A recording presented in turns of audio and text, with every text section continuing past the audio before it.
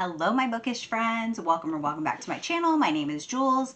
I like to read books, talk about books, share my thoughts with you on those books, and we are going to talk about my March reads. I read 24 books. 24. I mean, I kind of feel like I read 25. Well, I picked up 26 books and I DNF'd 2 of them, but those 2 I read like almost half of the book. So like if you combine those, it would be like a full book, but you know I can't count that. Anyway, let's talk about it.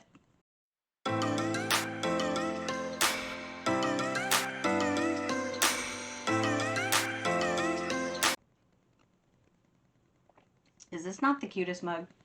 Camp life.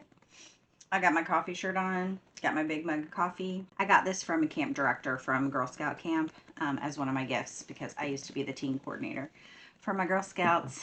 Okay, you guys may see me in different lighting and different angles because it is early and the sun is changing and it is jacking with my lighting. So anyway, look at my little ghosty. They're like spring ghosty peace sign earrings. So I am in my fun earring era right now. So you're probably gonna see a lot of different earrings on me. Okay, let's talk about stats. So I picked up 26 books. I DNF'd 2 of them.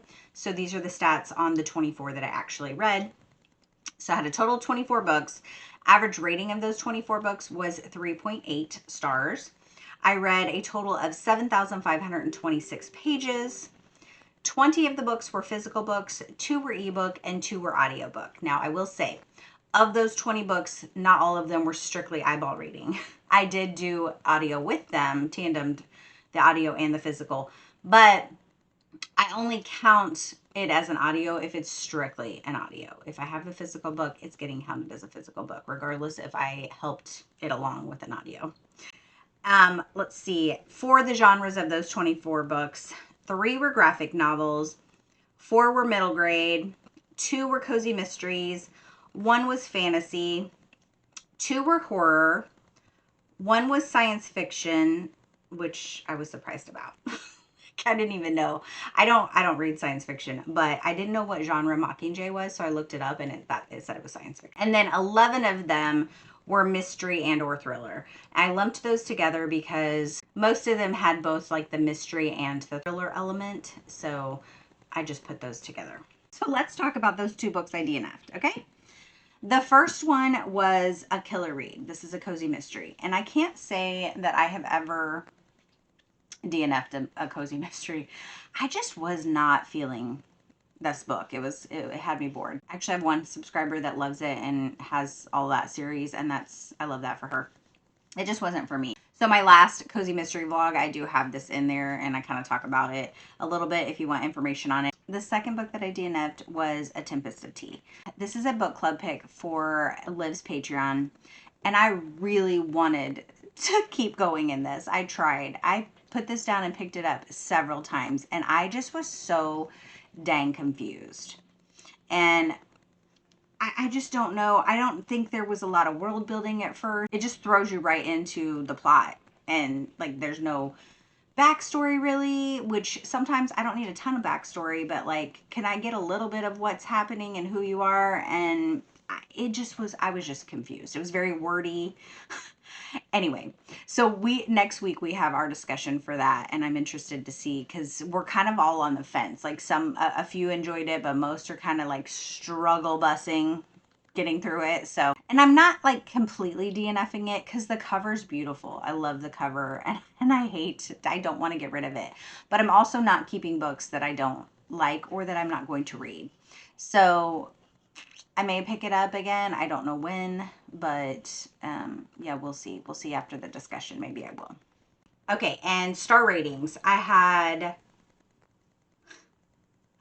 We'll get to this in a moment. I'm going to go top to bottom, so just so we know. I had 5 5-star reads, 11 4-star reads, 7 3-star reads, and 1 2-star read.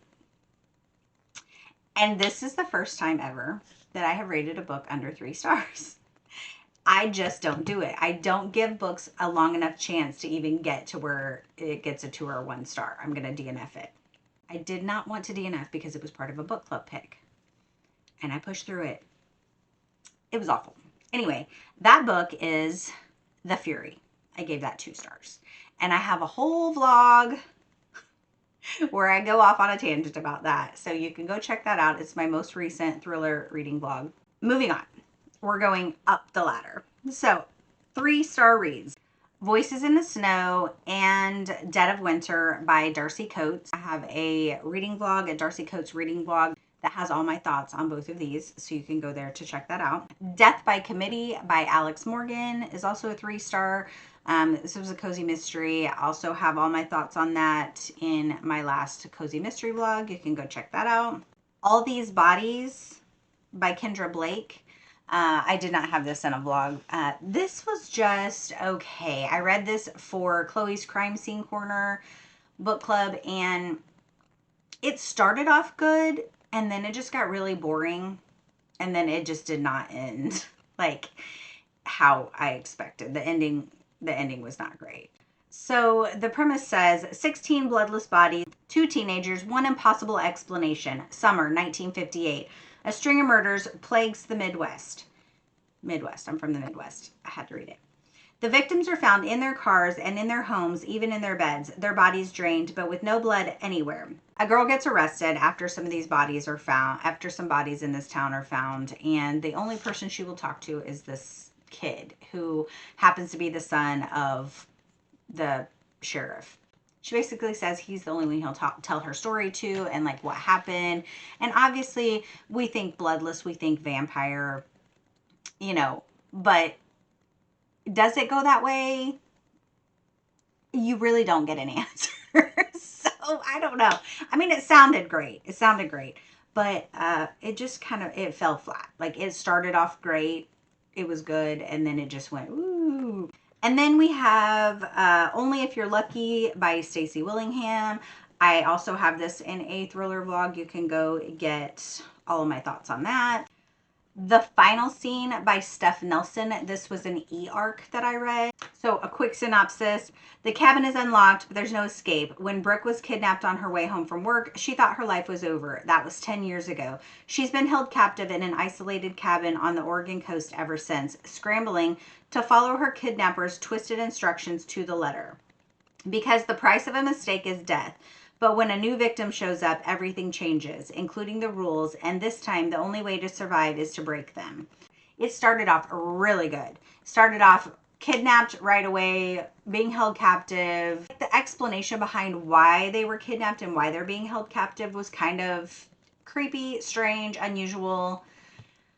But then you really just get a lot of the captives' stories together of them like talking about, what she's been doing there this whole time, and like following the rules, and why she hasn't escaped, and how many other captives have been there, and like their stories. And it just kind of was boring.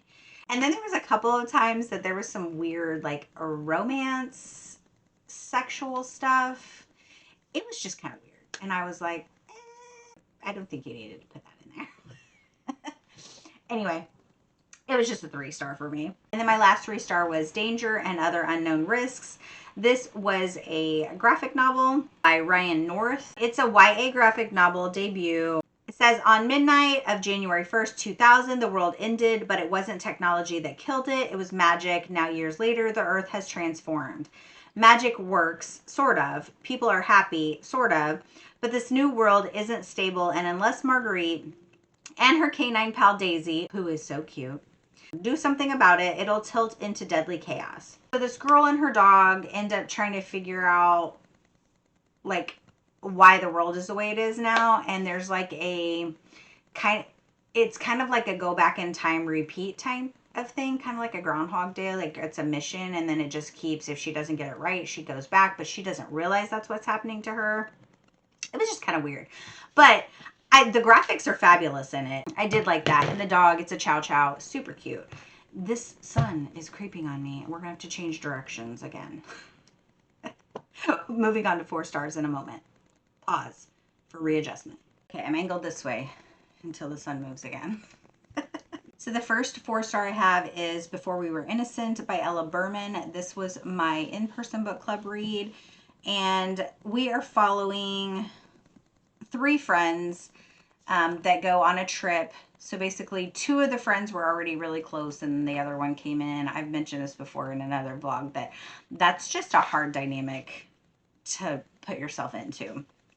So the 3 girls go on vacation. One of the girls' family is paying for it. They go to Greece. There is an accident that happens and one of the girls dies. And it pops back to like so many years later and about the 2 girls and what they went through. It bounces back and forth between their summer in Greece and how they are now. And in the present time, there's another mystery that's happening with one of the girls, and it kind of like rehashes everything. So it was really good. I enjoyed it. And then I have The Whispering Dead by Darcy Coates. This is also in with my other 2 books that I read for the Darcy Coates vlog, and you can go get all my thoughts there. Her Lost Soul by Helen Pfeiffer. This was also an e-arc I read. I didn't realize it was book 2 in the series when I requested the arc. It just sounded good to me, so I decided I wanted to pick it up. However, it does not read like a book 2 in a series, so it was fine. It could be read alone. So the premise of this says, she moves her flashlight around the dark, empty ward. How could her friends have left her alone in a place like this? But she isn't really alone. Someone is watching, and he won't let her leave this place alive. Shortly before midnight, 4 teenagers broke into the old abandoned psychiatric hospital on Beacon Hill. Only 3 came out again. The missing girl is the 17-year-old daughter of the local police chief, and she appears to have vanished into thin air. So a detective is called in, and it's a detective who, her and her partner, so from the first book, they solved another like mystery, kind of like a paranormal mystery, which also has a paranormal element to it, which I loved. But my review on this was really long. So obviously, because it was a NetGalley arc, I had to leave a lengthy review. So if you are on my Goodreads, you can go and see my review for that. But I really did enjoy this book. It was a good time. The next one is Engaged in Death by Stephanie Blackmore. This is a wedding planning cozy mystery. And I don't typically like books around like weddings or wedding planning, but I really enjoyed this book. So my thoughts on this are in my last cozy mystery vlog as well. My next one is No One Can Know by Kate Alice Marshall. This was a good time. My reviews say, I thoroughly enjoyed this book. It was a quick read and I binged it in one day. The story is told in 2 timelines, hours before the murders and present day, which is 14 years after the murders. The past timelines give a glimpse of each girl's memories about their relationship with their parents and the family's dysfunction and forms of punishment they endured. So I'm not going to talk about this one because I have a whole vlog on it. If you want more information, you can go check out the vlog. Next 4-star is You're Not Supposed to Die Tonight by Kaylin Bayron. I'm not sure if that's how you say that. But this was just a super fun, campy horror book. So basically, a girl is working at a like haunted attraction. It's like a haunted camp attraction. Some history behind the land that it's on and that it's haunted. And it gave all the campy slasher vibes for sure. My review says, this delivered all the campy slasher vibes that I wanted. The story did take a little cheesy U-turn toward the end, but it did end up having a good story behind it. I had fun with this, and it was a super fast read. So if you read YA horror, you know that there's usually probably some cheesy elements in it, and I don't mind that. I am here for all the cheesy, goofy, campy slasher weirdness. So anyway, I had a good time with it. So highly recommend if that is your thing. My next 4-star was Heir of Fire by Sarah J. Maas. This is like mid-series. If you know anything about, if you're not reading the series, you probably know nothing about it. If you are, then you obviously know what's happening in it.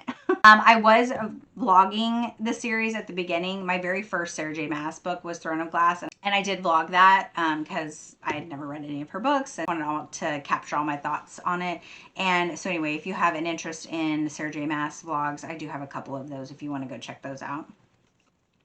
My next 4-star was All the Lovely Bad Ones by Mary Downing Hahn. That was a graphic novel, and I really enjoyed that one. The graphics were amazing. And the cover itself is creepy. My review on that says, I enjoyed the spooky graphic novel. However, I think it could have been a little less wordy.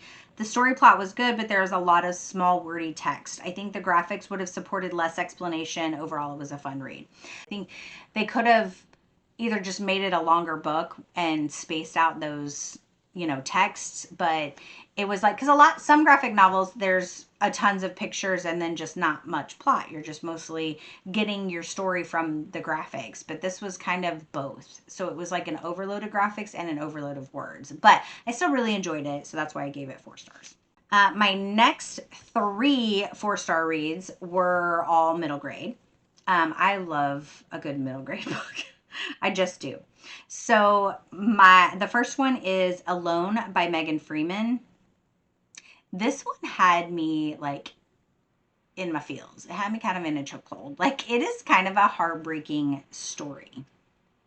So you're following a girl. Her parents are divorced, and she tells her mom she's going to go stay at her dad's house. And then her 2 friends were going to say that they were staying at her house with her mom, but then they all were going to go and stay at her grandparents' house because her grandparents were like out of town or whatever. So they were going to have a sleepover with no adults. And the 2 girls ended up not being able to stay the night. So she ends up going by herself and stays at her grandparents' house by herself overnight. In the middle of the night, the city is evacuated, and she wakes up and everybody's gone and she doesn't know what's happening, and she's checking.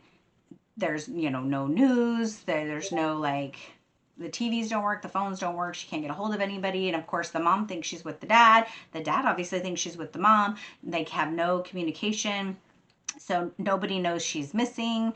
And then, so it doesn't really say like how long she's by herself, but basically she has to figure out how to live on her own and has no way to get to anywhere. I'm going to read my review. It says, "This was not what I was expecting, but I enjoyed it. The writing style was unique and easy to read. I really liked the audio. This book is sad. There's also mention of animal abuse, which I don't like. I would have liked more of an explanation about the imminent risk that made everyone evacuate. I don't think the ending came together as well as I would have liked, but overall it was a great read." So majority of this book is her on her own. It's kind of like a Walking Dead situation without the zombies. So it has an apocalyptic feel. Just the danger of being alone and having to survive on your own and fend for yourself and figure out how you're going to get food, how you're going to stay warm, how you're going to, you know, all these things. There is a dog that is with her because the neighbor just left their dog. Some of the animal sadness that was with it was just that people left their pets. So there was like literally dead animals in people's houses. And then there is a situation where you have looters that ended up coming into the area, and she was like hiding from them, and there was like an animal abuse scene. Anyway, I did not love that. So there is a trigger if you want to read this book. But overall, the book was great. My second one for middle grade that was a 4-star was Refugee by Alan Gratz. This was a recommendation for this round of middle grade March, and it was so good. It says 3 different kids, 1 mission in common: escape. So you've got a Jewish boy in the 1930s in Nazi Germany. You've got a Cuban girl in 1994. And then you've got a Syrian boy in 2015. So they're all different timelines, but it's all goes over their story of escaping their countries and the turmoil and destruction that's happening in their countries and why they want to leave. And it is very eye-opening. It is very heartbreaking. But it was this was a heavy read for middle grade, I think. But I think that any middle grader, adult, anyone should read this book. I really did enjoy it. And the audio was great for it. I suggest getting the audio with it. And then my last 4-star read that was middle grade was It Found Us by Lindsay Curry. And this was such a fun book. A group of kids go into a cemetery to play a game of hide and seek, and then one of the kids disappears. So we're following Hazel along with her brother Den and her friend, and they are trying to figure out what happened. So this boy that disappeared was her brother's friend, and she wants to do like a podcast. Her ambition in life is to be like a podcaster, and solve like mysteries and things like that. That's what she wants to do. So she thinks this is her perfect opportunity to figure out what happened. She's got her little notebook and she writes all her clues in it, and they do this sleuthing. It gave me very Nancy Drew vibes, which I love Nancy Drew, but it also has a spooky, ghosty, paranormal element to it. Moving on to my 5-star reads. The first one is Sourcline, Book 2. This is a graphic novel, and I love the graphics in this graphic novel. Like, they are so pretty. The only problem I have with this is this probably could have been a 4-star. I gave 5 stars to the first one too, and I continue on in the series is just as good. I like the storyline. I like where it's going. And the graphics are beautiful. The only problem I have with it is that they are so small. Like, it needs to just be a bigger book. So you really have to look, and my eyes are old anyway, so like I had to take off my glasses and really get in there to see it. But it's just beautiful graphics. I just wish it was bigger. The next one is The One and Only Ivan by Catherine Applegate. Let me just tell you that I ugly cried reading this book. Ugly cried. It is so good, and they do have more in the series, so I am going to continue in the series. But you're following a gorilla, Ivan. They're at this like big top mall type place, and they are on display for people to look at. It just follows them kind of in their journey of being isolated and being poached when they were younger, and their memories, and they have no families, and it was just really kind of sad.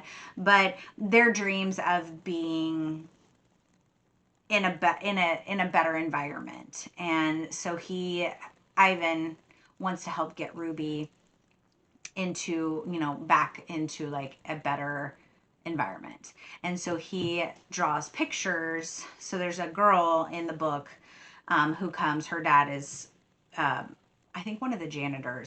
Anyway, Ivan draws pictures and holds them up on the glass and puts it all together like a picture to try and get her to understand that they want to leave, that they need to get out. And anyway, it was just a very fun, emotional middle grade book. So the 4th book is coming out in May. So we've got The One and Only Ivan, The One and Only Bob. Bob is the dog. The One and Only Ruby. Ruby's the elephant. And then the 4th one coming out is The One and Only Family. So I'm definitely planning on picking all of these up because they're cute. And this may have to be a series that I collect, that I want on my bookshelf, because I feel like this is something that I would read over again. And I love that. Anyway, I love collecting middle grade books, if you haven't figured that out yet. My next 5-star was Mockingjay by Suzanne Collins. This is the 3rd book in the Hunger Games series. I have given all these books 5 stars. Love the movies, love the books. If you don't know about it, what are you doing with your life? Anyway, go check them out. I can't say enough about it. The series is just so good. That's all I have to say. And then my last 2 5 stars are like a toss-up on which is my favorite for the month. First one being Where He Can't Find You by Darcy Coates. This book was creepy. Super, super creepy, and I loved every minute of it. So this is in my dedicated Darcy Coates vlog if you want to go check out all my thoughts on it. It was a fantastic YA thriller horror. In my review, I say it gives Black Phone, The Descent, It, and Texas Chainsaw Massacre vibes. If you like any of those, go pick this book up. And then my last 5-star read is Listen for the Lie by Amy Tintera. This book was so good. And I'm not going to go into why it was so good because I do also have a vlog about this. This is in one of my recent thriller vlogs. So you can go find that. There's a picture of me holding the book so you know which one. You'll be able to find it very easy. Any of the vlogs that I have mentioned in this, I will link in the description so you can easily find those vlogs. But this was so good. It follows a girl and her best friend was murdered, and she's found with like blood all over her and no memory, which I usually do not like an amnesia trope, but this one worked. It did work. And it goes back and forth between what happened the night of the murder and what's happening now, present time. And she is going back home for her grandma's birthday, and her grandma is hilarious. The audio for this, 100% recommend. It was just so good. Like I said, I'm not going to get into all the spoileries of it, but it has a podcast element. The podcast is hilarious. And I loved it. I loved it. So anyway, probably my favorite book of the month. Like I said, it's a toss-up between that and Where He Can't Find You. Those were both, I mean, completely different books, but both very good. So yeah, I think I had a fantastic reading month in March. Obviously, it's more than I normally read, but with having the graphic novels and the middle grade books in there, it went a lot faster. In April, I may or may not have even more books read because I am mood reading for April, most of April. I only have a few book club picks I need to read and then a couple dedicated vlogs I'm going to do, but mostly I'm mood reading in April. So you can go check out my retro April TBR video. It is pretty hilarious. And if you haven't seen it, and I may have more because I'm going to be reading a lot of middle grade and point horror, which are quick reads. So who knows what my number will be in April. Thank you guys for sticking around and listening to all of my March reads, and I hope you had a fantastic March. Did you read any of these books that I read? What are your thoughts on them? If you did, your ratings, what are your ratings? Let me know. Are you planning on picking any of these books up that I have mentioned if you have not read them? Yeah, let me know in the comments below all of your thoughts. And I think that's it. I appreciate every single one of you. Thank you for being here and subscribing to my channel and going on this journey with me. It means so much to me. That is it. Until my next video, friends, be yourself, be awesome, be kind. Bye.